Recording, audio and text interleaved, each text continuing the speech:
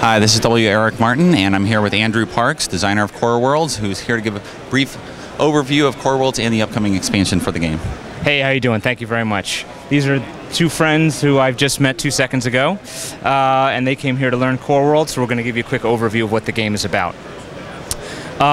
Core Worlds is, should I address myself? Core Worlds is a deck building game. There are some things that separate it from other deck building games. The first is that when you have the cards in your hand, you can deploy them onto the table in something called your war zone.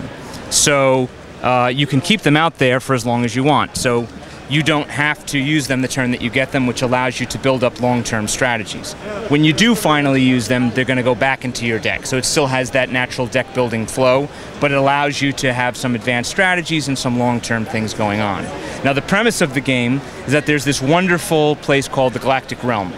And the Galactic Realm has been ruling the galaxy for 1,000 years. And they live way over here in Sector 5, the Core Worlds, and they're happy and everybody's beautiful. You guys live out in the barbaric worlds. You're ugly, you're poor, and you want a piece of the action. Lucky for you, the Core Worlds are starting to lose their influence. It's like the Roman Empire starting to collapse, and you're like the space Visigoths.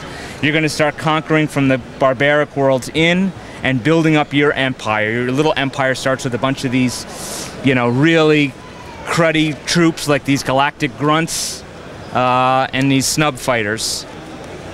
And eventually you'll be building up to getting these great things like a world ship or, you know, Queen Elias.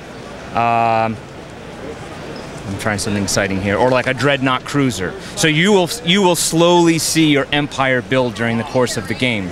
And unlike some deck building games where you have piles of cards at the start of the game, there'll actually only be single cards here in the center, similar to Ascension, in that you're going to be grabbing cards from the center and then they're going to go away.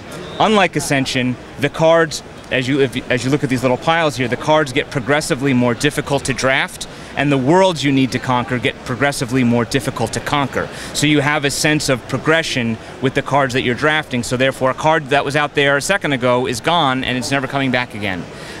So the main source of interaction in the game is that you want to conquer that particular planet, he wants to conquer that planet, the other guy may want it, and you're trying to jockey for positions so that you get it before they do. Or you may want to draft that particular type of unit, so you grab that before they grab that particular type of unit. And how does Outer Planets come into play with? It is Outer Planets for the expansion?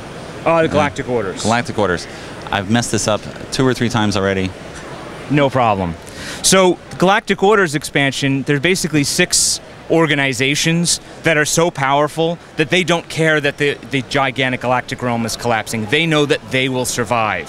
So therefore you space barbarians know that you're going to have to curry favor with these guys. So this is the Illuminati coming from behind the scenes. That's correct. The leaders about the leaders. Absolutely.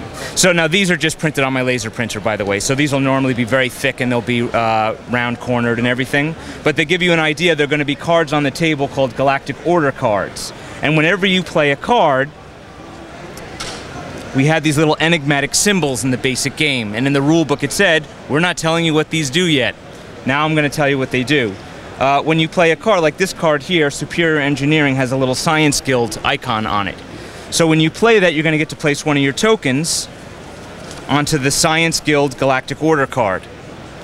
And later in the game, you could either leave that token on there the entire game, in which point it will grant you points at the end of the game, or you can remove the token, and if you do, you get to invoke a special power. So for the Science Guild, it tells you what the power is right on the card, and you get to subtract 3 from the draft cost of 1 card in the central zone. As opposed to, say, the Order of Knighthood, which would let you add +2 to your fleet strength or ground strength during an invasion if you use that. So that's the main thing that the Galactic Orders do. In addition, we've created lots of new units, lots of new worlds, and there's a new type of card called Events that come out and add some spice as you travel through the different sectors, giving you more sense of flavor of the galaxy.